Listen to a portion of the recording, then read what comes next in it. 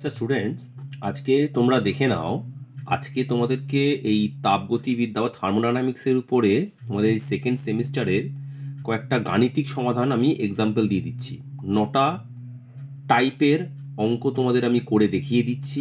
খুব ভালো করে দেখে নাও। সেকেন্ড সেমিস্টারের মোটামুটি তোমাদের এই 9টা অঙ্কের মধ্যে এই জাতীয় অঙ্ক তোমরা আশা করছি কমন পেয়ে যাবে। খুব ভালো করে দেখো, আমি প্রত্যেকটা অঙ্ক ধরে ধরে তোমাদেরকে বুঝিয়ে দিচ্ছি। আচ্ছা দেখো, প্রথম যে অঙ্কটা রয়েছে সেটা হচ্ছে ইথানলের স্ফুটনাঙ্ক 78.4 ডিগ্রি সেন্টিগ্রেড। ইথানলের বাষ্পীভবনের এনথ্যালপি পরিবর্তন 96 জুল পার মোল। ইথানলের বাষ্পীভবনের এনট্রপির মান নির্ণয় করো। আচ্ছা, প্রথমে আমরা এখান থেকে টেম্পারেচারটাকে কনভার্ট করে নিলাম কেলভিনে। এটা একটা 2 মার্কসের অঙ্ক হিসেবে ধরতে হবে। এইটা আমাদের ফর্মুলা তোমরা জানো যে ডেল্টা এস অর্থাৎ এনট্রপি ভেপারাইজেশনের ফর্মুলা হচ্ছে delta H vaporization by del Tb, মানে যেটা বয়লিং পয়েন্টটা। দেখো মানগুলো বসিয়ে দিয়েছি। মানগুলো বসিয়ে দিয়ে আমরা এখান থেকে একদম খুব সিম্পলি ক্যালকুলেশনটা করে নিয়ে এনট্রপিটা বার করে নিলাম। ঠিক আছে, তাহলে এটা একরকম ধরনের একটা অঙ্ক যেটা এনট্রপি নির্ণয়ের ক্ষেত্রে আমাদের কাজে লাগবে। এরপর আমরা 2 নম্বর অঙ্কটায় আসছি।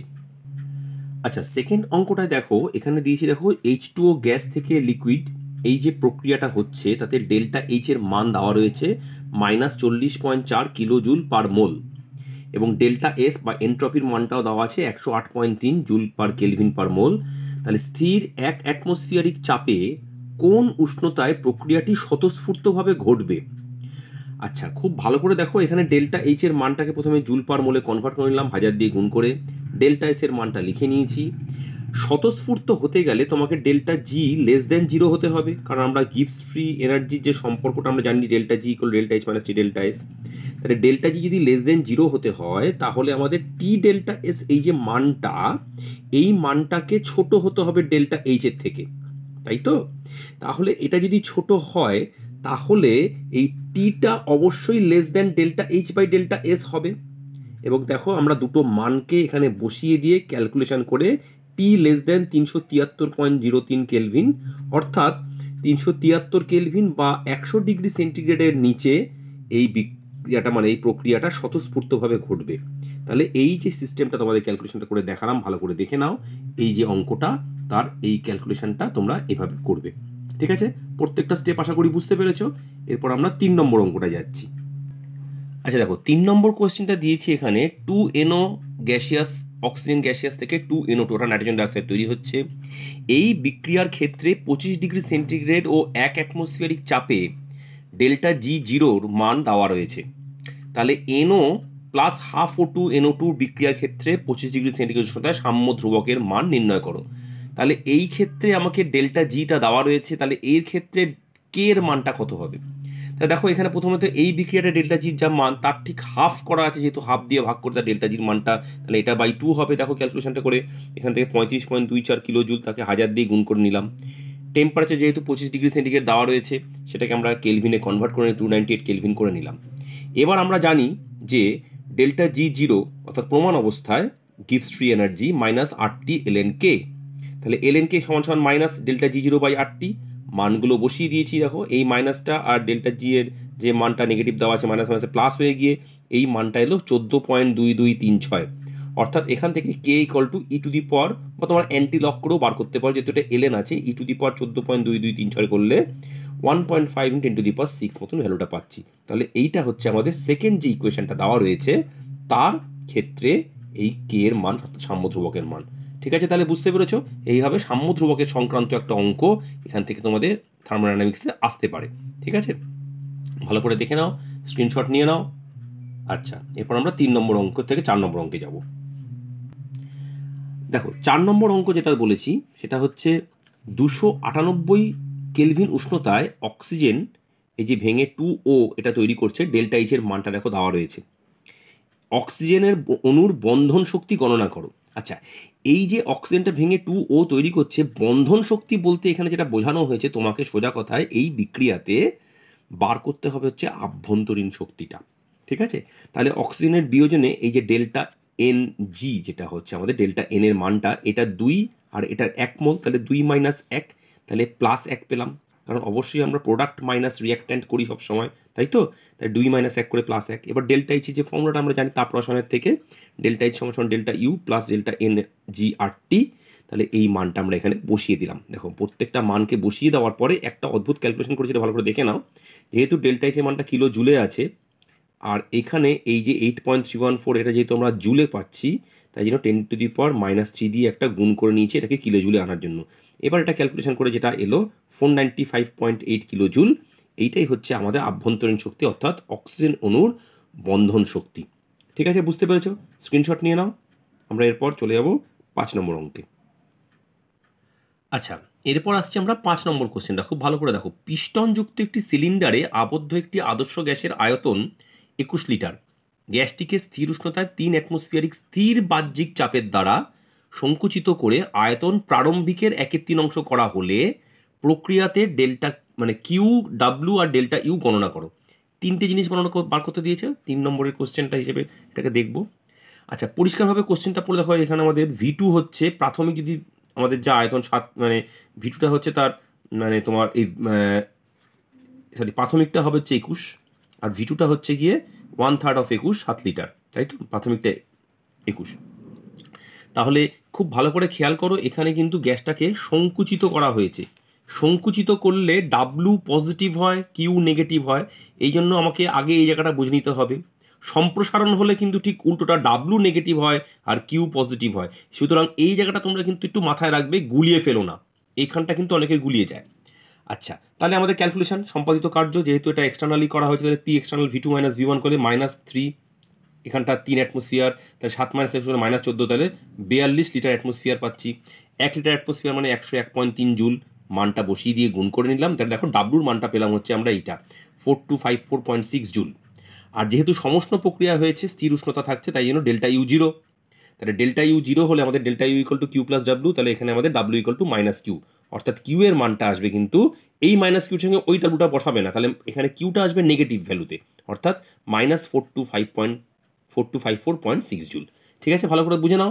এই প্লাস মাইনাসের জায়গাটা একটু গন্ডগোল হয় অনেকের, এটা বুঝে রাখবে। সংকুচিত করা হয়েছে মানে ডাব্লু পজিটিভ আর কিউটা হবে, কিউ এর ভ্যালুটা হবে নেগেটিভ। ঠিক আছে, ভালো করে দেখে নাও, স্ক্রিনশট নিয়ে নাও। আমরা নেক্সট এরপরে 6 নম্বর অঙ্কটা যাব। আচ্ছা, এবার 6 নম্বর অঙ্কে দেখো, 2 মোল আদর্শ গ্যাসের আয়তন ও উষ্ণতা যথাক্রমে 10 লিটার ও 27 ডিগ্রি সেন্টিগ্রেড। তাহলে সমষ্ণ পরাবর্ত প্রক্রিয়ায়, লাইনটা ভালো করে মার্ক করো, সমষ্ণ পরাবর্ত বলেছি, গ্যাসটিকে সম্প্রসারিত বা সম্প্রসারণ করা হয়েছে। সম্প্রসারিত করলে গ্যাসের আয়তন 25 লিটার করা হলো, তাহলে সর্বাধিক কৃতকার্য গণনা করো। যেহেতু সম্প্রসারিত, আমি একটু আগে কী বলে এলাম, সম্প্রসারিত হলে ডাব্লু নেগেটিভ, দেখো ডাব্লু মানটা নেগেটিভ। আচ্ছা, টিটাকে প্রথমে আমরা কেলভিনে কনভার্ট করে নিয়েছি। V2 25 litre, V1 10 litre. এবার দেখো পরবর্ত সম্প্রসারণের জন্য W equal two -nRT/ln V2/V1। তাহলে এখানে তোমাদের ফর্মুলাটা হলে আমার কী হচ্ছে দেখো, 2, আর এর মান 8.314, এই যে টিটা হচ্ছে 300 কেলভিন, ln 25/10 ক্যালকুলেশন করলে -4570.82।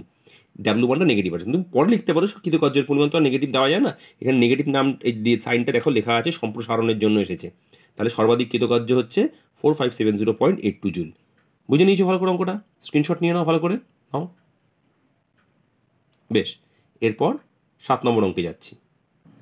আচ্ছা দেখো, 7 নম্বর কোশ্চেনটা দিয়েছি, 27 ডিগ্রি সেন্টিগ্রেড উষ্ণতায় 3 মোল একটি গ্যাসের চাপ 10 অ্যাটমসফিয়ার। গ্যাসটিকে অ্যাটমসফিয়ারিক বাহ্যিক চাপের বিরুদ্ধে সম্প্রসারিত করলে, দেখো আবার সম্প্রসারিত কথা বলা হয়েছে, অর্থাৎ ডাব্লু নেগেটিভ আসবে, এইগুলো মাথায় রেখো, একদম ভুলো না। করলে গ্যাস দ্বারা সম্পাদিত কার্যের পরিমাণ কত হবে? আচ্ছা, বাহ্যিক চাপ P2 হচ্ছে 1 অ্যাটমসফিয়ার, প্রারম্ভিক চাপ P1 হচ্ছে 10 অ্যাটমসফিয়ার। একটা জিনিস শুধু মাথায় রাখতে হবে, যেহেতু বাহ্যিক চাপ প্রারম্ভিক চাপের তুলনায় কম, তাই এক্ষেত্রে অপরাবর্ত সম্প্রসারণ হবে 1 নম্বর। দেখো, এটা অপরাবর্তের অঙ্ক দেখিয়ে দিলাম তোমাদের। এবং সম্প্রসারিত হবার পর গ্যাসের বাহ্যিক চাপটা হবে 1 অ্যাটমসফিয়ার। আচ্ছা, কৃতকার্য ফর্মুলা এটা তোমাদের করিয়েছি, ভালো করে দেখে নাও। W equal to -nRT within bracket 1 - P2/P1। তাহলে এখানে মানগুলো দেখো, 3 মোল গ্যাস, আর এর মান 8.314, টি 300, 1 - P2 হচ্ছে 1, P1 হচ্ছে 10, বসিয়ে দিয়ে এই যে মানটা পেলাম দেখো -6734.34 জুল। অর্থাৎ এবার কৃতকার্য লেখার সময় অ্যান্সারটা পজিটিভ এলে, কারণ কৃতকার্য তো অ্যাকচুয়ালি নেগেটিভ হয় না। নেগেটিভটা হচ্ছে কি জন্য, আমরা যেহেতু সম্প্রসারিত করেছি, তাই তো? এই সম্প্রসারিতর জন্য এটা নেগেটিভ আসছে মানটা। তাহলে গ্যাস দ্বারা কৃতকার্য হচ্ছে 6734.34 জুল। ঠিক আছে, বুঝে নিয়েছো ভালো করে? দাঁড়াও, এটাকে আমি তোমাদের স্ক্রিনশট নিতে দিই। নাও, এবার স্ক্রিনশট নিয়ে নাও। ওকে, এবার আমরা নেক্সট 8 নম্বর অঙ্কটা যাব। আচ্ছা, 8 নম্বর অঙ্কটা একটু রেয়ার অঙ্ক, খুব বেশি আসে না, তাও আমি তোমাদের একটা করে দিয়েছি, এক্সট্রা টাইপ ধরে নিয়ে করতে পারো এটা। একটি আদর্শ গ্যাসের স্থির আয়তনে ও স্থির চাপে, অর্থাৎ সিভিসিপি যেটা মানদুলো দেখো দেওয়া রয়েছে, তাপগ্রাহিতার মানদুলো দেওয়া রয়েছে, ঠিক আছে, ক্যালোরিতে। তাহলে গ্যাসটার আণব ভর নির্ণয় করো। আচ্ছা, ধরে নিলাম গ্যাসটার আণব ভর এম, তাহলে এই যে গ্যাসের ক্ষেত্রে সিপিএম মাইনাস সিভিএম যেটা, সেটা হচ্ছে গিয়ে আর, তাই তো।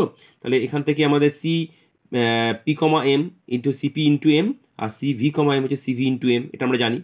এটা হচ্ছে আমাদের গ্যাসের তাপগ্রাহিতা, আপেক্ষিক তাপগ্রাহিতা। তাহলে এই মান দুটো দেখো বসিয়ে এম কমলে CP minus CV equal to R, তাহলে M equal to R by CP minus CV, দেখো মানগুলো বসিয়ে দিলে যা ক্যালকুলেশন করে আসছে 198.7। তাহলে গ্যাসের আণব ভর হচ্ছে এই 198.7 গ্রাম পার মোল। ঠিক আছে, বুঝতে পেরেছো? এটা একটা খুব ছোটোখাটো অঙ্ক, হয়তো 2 মার্কসেরই আসবে, স্ক্রিনশট নিয়ে নাও। এরপর আমরা লাস্ট অঙ্কটায় যাবো আজকের। দেখো, আজকের লাস্ট অঙ্কটা যেটা আমি তোমাদের করেছি হেসের সূত্র থেকে লিখেছি। তা হেসের সূত্র থেকে অনেক অঙ্ক তোমরা প্র্যাকটিস করতে পারবে, আমি প্রত্যেকটা ধরনের অঙ্ক একটা একটা করে তোমাদের করে দিলাম।